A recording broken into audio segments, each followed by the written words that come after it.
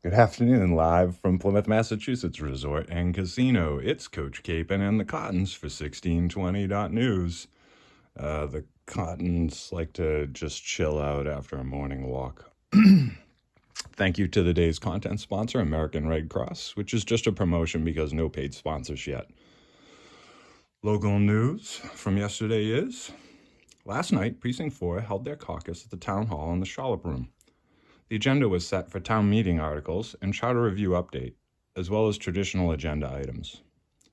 One article was the extent of the article's discussion, and a cursory overview of edits to the proposed charter was given. Jerry Circo from Precinct 3 was present to share about the special town meeting article number 12, to dedicate monies to study the issues and possible solutions to traffic patterns, parking, pedestrian safety, and signage from JB's Corner to North Plymouth traffic lights.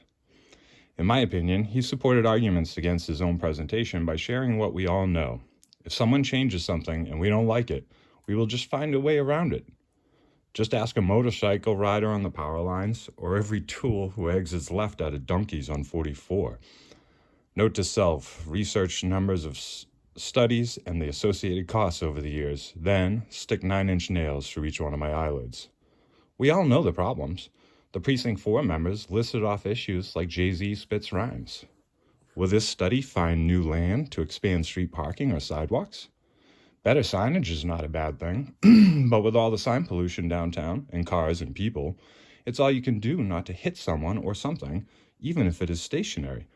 Casual banter in the meeting affirms the same, describing a recent accident on one of the narrow, congested side streets. A parking garage has been on the tongues and books of Plymouth since the 70s, 1969 if my memory serves me right. In the 80s, it was approved for supplemental funding by the state, but economies being the way they are, it was shelved. Build a parking garage, don't build a parking garage. But another study? It was also discussed about how much information the consultants for this proposed study can already aggregate due to other public mechanisms in place to understand traffic density. So why do they need $165,000 for the study? Oh, and the suggestion by the potential engineering company, ignored, is that it may need additional funding ranging from $50,000 to $100,000 more. But the petitioners don't want to ask for it right now. So be prepared for another ask of monies in the fall or spring town meetings in the next year. Approve the study, and not unlike drafting in NASCAR, more requests will follow. Precinct 4 member David Peck gave updates to the charter review. The topics that got some squawking were the expansion of the select board to 7 members and an emboldening of precinct chairs in responsibility and power. This topic of the charter is something I don't want to get distracted with right now because I'm not fully informed. But these are the moments you should care about as a townie and a voter, and you don't. Power is being created, shifted, and subverted. The latter regards you, the voter. During old news and new business, they discussed attendance and quorum issues they hope to avert during Springtown meeting. Additionally, they discussed the issue of voter participation at the caucus meetings throughout the year.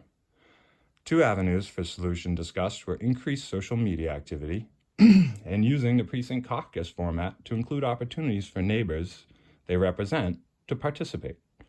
I went tonight. Anyone could have. People don't participate in politics or government because of a number of reasons. 2 that come to mind tonight: inefficient and insignificant meetings, as well as the juggernaut of political seats in existence that make it hard to dispense with the problem: politicians without accountability. Lack of accountability is the Death Star of public participation, or the Big Bang of apathy. Does the buck stop with the select board? Does the buck stop with the town meeting representatives?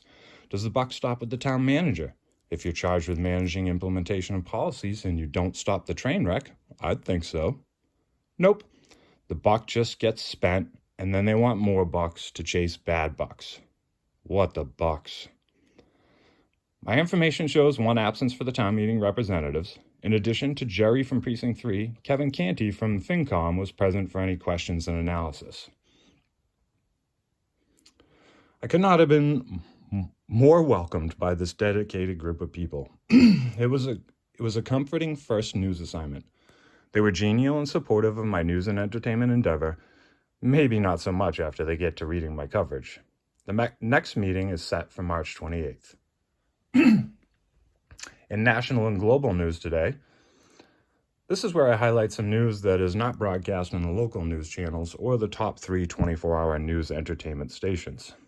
Today I'd like to highlight an article from Scripps News, formerly Newsy. It is an article on the increase in bullying in the school-age demographic. This is the type of news I want to highlight. News for purpose, news for action. I think if you are a parent and you read this, you might want to step up communication with your kiddos. Please check out the story. It will support journalism that goes beyond fires, murders, and political pollution. The story is on Scripps News. It's called Bullying is Rising in Schools, How Are Districts Responding? There's a link on the site, or you can easily search for it yourself. Today's content sponsor selection is the American Red Cross is today's content sponsor. I chose them because March is American Red Cross Month. From their website, since our founding by Clara Barton on May 21, 1881, the American Red Cross has been dedicated to serving people in need. We received our first congressional charter in 1900, and to this day we are tasked by the federal government with providing services to members of the American Armed Forces and their families, as well as providing disaster relief in the United States and around the world.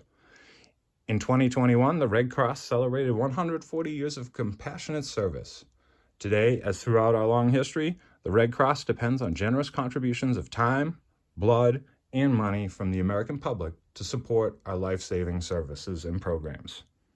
Like I said this morning, it wouldn't be a bad idea to make some form of donation, physical or otherwise. Have a good afternoon.